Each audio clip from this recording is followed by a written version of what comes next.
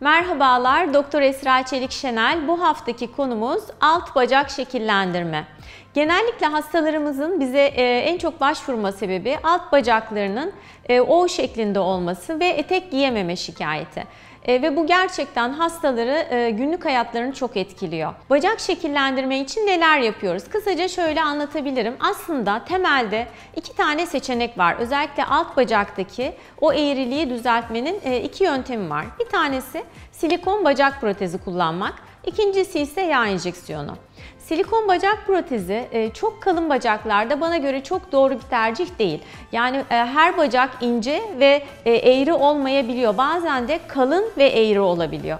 Onlarda daha böyle minik müdahaleler gerektiği için yağ enjeksiyonunu daha çok tercih ediyorum. Öncelikle alt bacakta neden eğrilik olur? Kısaca ondan bahsedeyim. Alt bacakta genellikle arka bacakta olan iki tane kas var. Bir tanesi lateral gastrocnemius kası, bir tanesi medial gastrocnemius kası. Genellikle medial gastrocnemius dediğimiz kasın az gelişmesinden dolayı o kısımda bir basıklık olur ve eğrilik olur bacakta. İç bacak kasının çalıştırılmasıyla bu eğrilik aslında giderilebilir.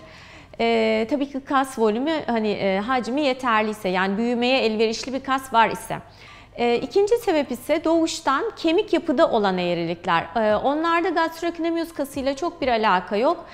Spor yapsanız da düzelme olasılığı biraz düşük. Onlarda mutlaka o bölgeyi protezle veyahut da yağ enjeksiyonuyla doldurmak gerekiyor.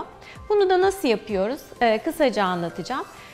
Öncelikle yağ alacağımız bölgeye bir lokal anestezik veriyoruz. Kanamayı azaltan bir solüsyon veriyoruz.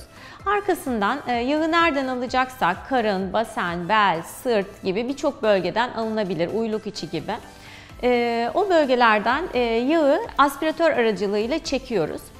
Daha sonra onu bir işlemden geçiriyoruz. Yağı saflaştırıyoruz ve daha sonra da bacakta bir iki noktadan girdikten sonra işaretlediğimiz bölgelere yağları enjekte ediyoruz.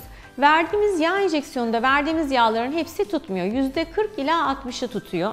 Aslında bu yağ enjeksiyonunda tutma oranı yüz bölgesinde çok daha yüksek. Bacaklar biraz daha az beslenen, damarlanması daha az alanlar olduğu için, konulan yağ dokusunun beslenmesi de daha az olduğu için daha az tutabiliyor. Fakat genel olarak benim deneyimim 2 veya 3 kere yapılan yağ enjeksiyonundan sonra sonuç kalıcı oluyor. Onu da şöyle ifade edeyim. Yıllar önce halen çok sevdiğim bir hastam var. Ona yağ enjeksiyonu yapmıştık. Başka işlemler de yaptık. Ama yağ enjeksiyonundan sonra dedi ki hastam bana, ben sizin sayenizde gardırobumu değiştirdim. Yani artık etek giyebiliyorum. Ve yıllardır da görüşüyoruz, hala etek giyiyor. Yani kısacası tekrarlandığı takdirde yağ enjeksiyonunda sonuç kalıcı oluyor. Fakat 100 kadar fazla ilk seansta tutmayabiliyor. Biz bunun için şöyle bir önlem alıyoruz. Aldığımız yağ dokularının bir kısmını tüp bebek gibi eksi 86 derecede saklıyoruz. Sonra 3 ay sonra bakıyoruz koyduğumuz yağların ne kadarı tutmuş, ne kadarı erimiş. Eğer eridiğini düşünüyorsak, yani yeterli gelmiyorsa orada tutan dokular, o zaman diyoruz ki 3 ay sonra yeniden bir enjeksiyon yapalım. Zaten sizin yağ dokularınız bizde saklı. Onları çıkarıyoruz, aynen dolgu yapar gibi kendi yağınızı bacaklarınıza enjekte ediyoruz. Söylediğim gibi 2 veya 3 enjeksiyondan sonra sonuç kalıcı olarak değişiyor ve daha sonra gardırobunuzu değiştiriyorsunuz. Ayrıca kendi dokunuz ile bu işlemi yaptığımız için de dışarıdan herhangi bir kimyasal ya da herhangi bir yapılmış bir madde koymadığımız için bacak içerisine sıkıntı çıkma olasılığı son derece düşük, neredeyse yok denecek kadar az. Komplikasyonları olabilir mi? Tabii ki olabilir.